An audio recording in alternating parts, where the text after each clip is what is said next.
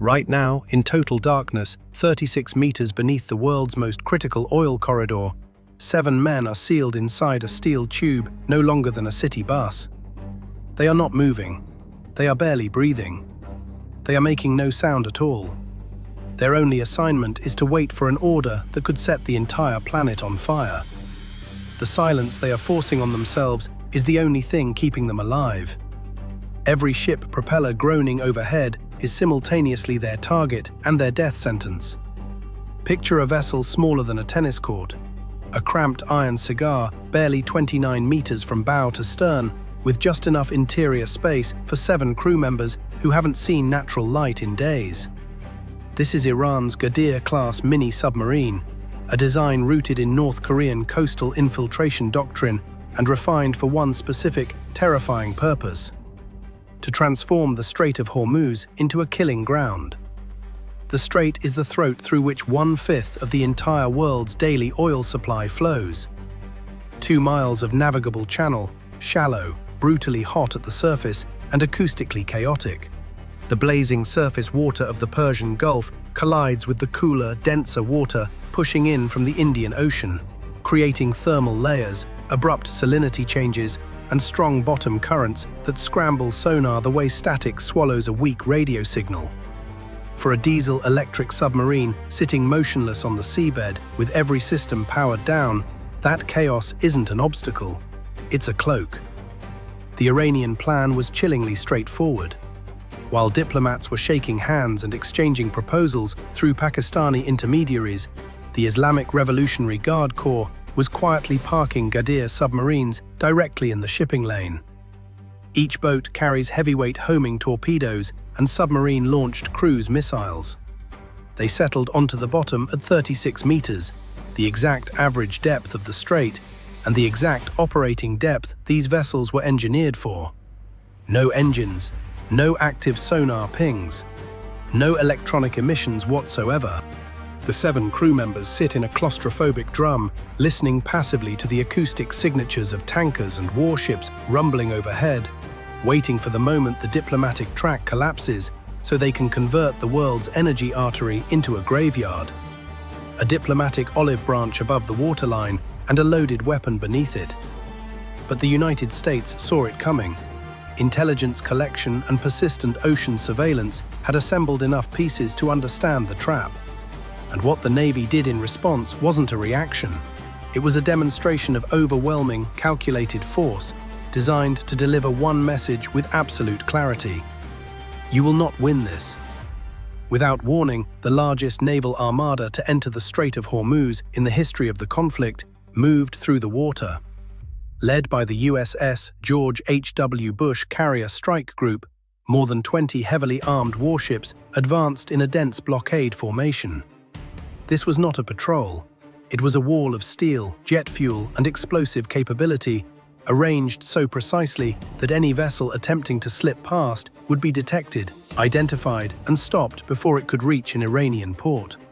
Arleigh Burke-class destroyers, including the USS John Finn and USS Milius, streamed their towed array sonars behind them, long electronic ears hunting for unnatural sounds in the water column. MH-60 Seahawk helicopters lifted off from flight decks and lowered dipping sonars at precise intervals, painting a living acoustic picture of the depths below. The logistics vessel USNS Carl Brashear stood ready to keep the fleet on station week after week without a port call, resupplying fuel, weapons, and crew relief in the open sea. On the far flanks, nimble Independence-class littoral combat ships pushed into the shallows near the Iranian coastline, positioning themselves as the first line of detection. The Navy wasn't simply showing up. It was constructing an operating theater where nothing could move without permission. Then came the part that makes experienced naval strategists pause. The carrier air wing, Super Hornets roaring off the George H.W. Bush's deck, began a series of strikes. Not destruction in the conventional sense, surgical, humiliating paralysis. Iranian-linked tankers were targeted, but every single one of them was empty. The United States made a deliberate operational decision. Do not sink ships, do not spill millions of barrels of crude into the water, do not kill innocent merchant crew members. Instead, the pilots delivered precision-guided munitions onto the exact points that would convert a massive tanker into a lifeless hulk of drifting metal. One strike punched through a smokestack and detonated inside the engine intake architecture, instantly killing propulsion. Another vessel had its rudder shredded by 20mm cannon fire, its steering mechanism obliterated so thoroughly that the ship became a prisoner of the current, drifting without any hope of reaching port. A third tanker suffered engine room destruction that snapped its mechanical heart in two.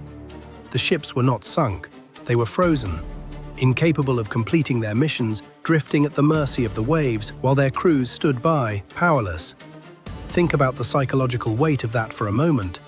61 commercial vessels assessed the situation, calculated the risk, and simply turned around.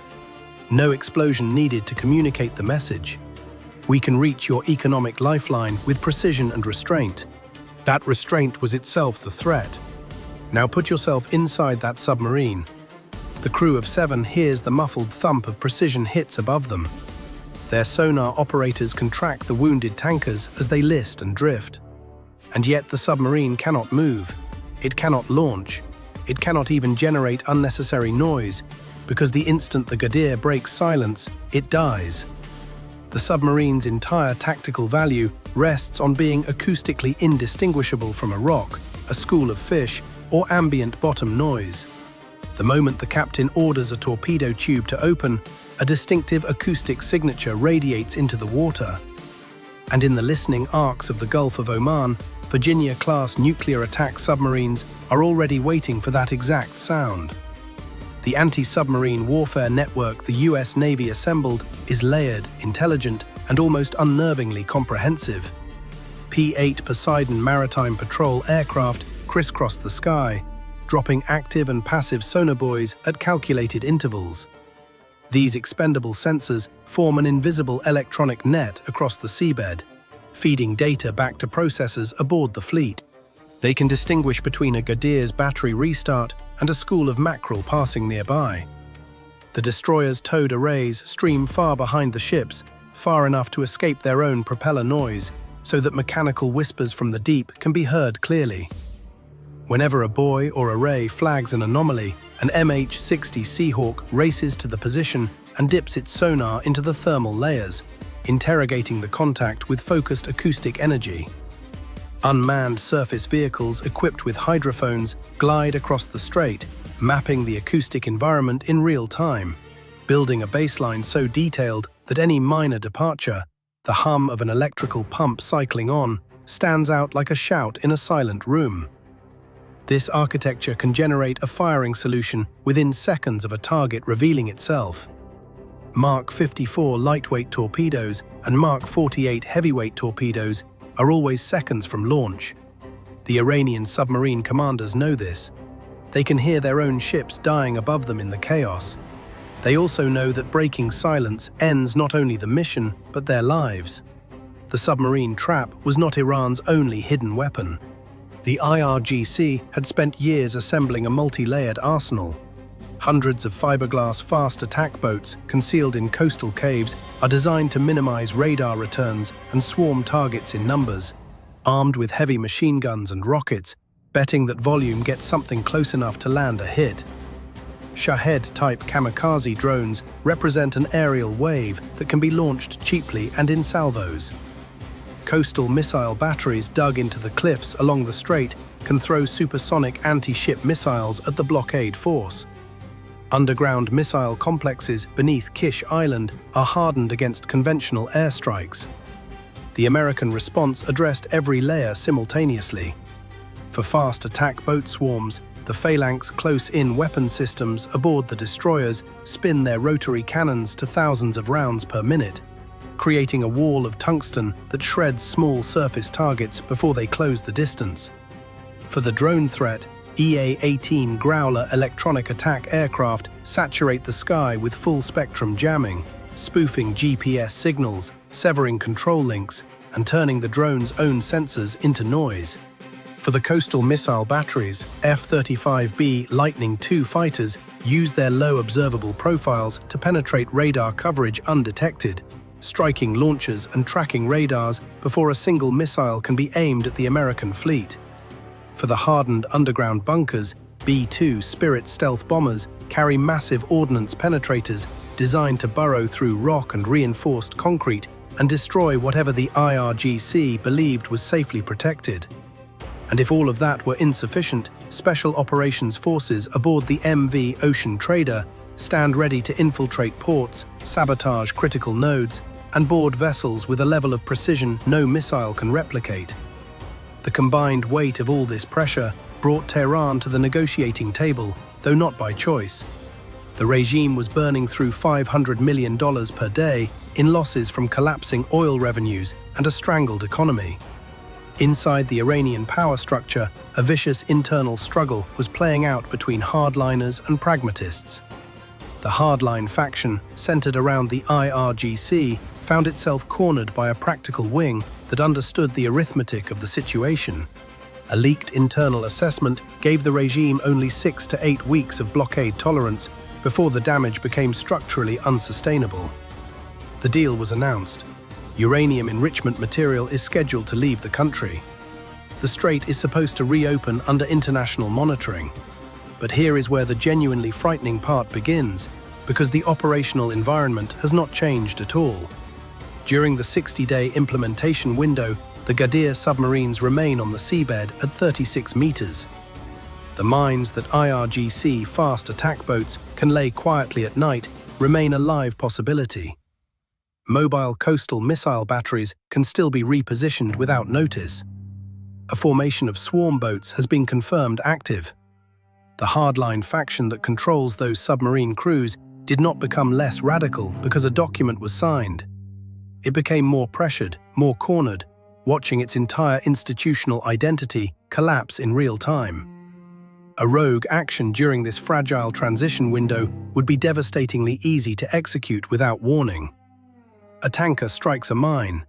A Ghadir fires a torpedo at a protected vessel.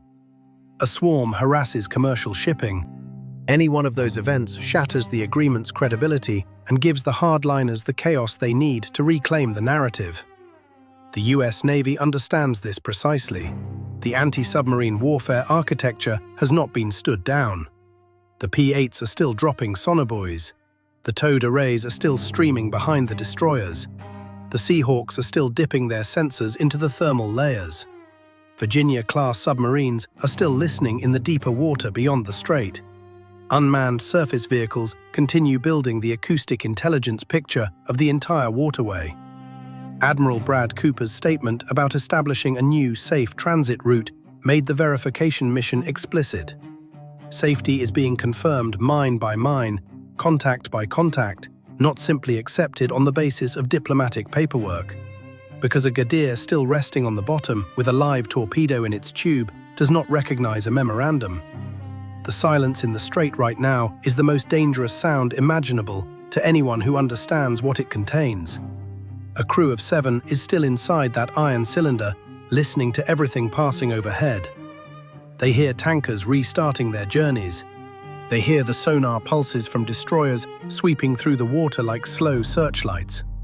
The most advanced anti-submarine warfare network ever assembled is waiting for a single mistake or a single mechanical sound out of place. Somewhere in the deep water, a Mark 48 torpedo is already warmed up. What the United States Navy achieved here was something genuinely rare.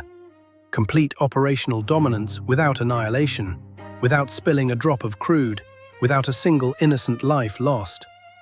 It turned Iran's most sophisticated underwater trap into a cage from which the hunters can only sit and listen. The deal has shortened the fuse, but the fuse is still burning as every day of the implementation window passes.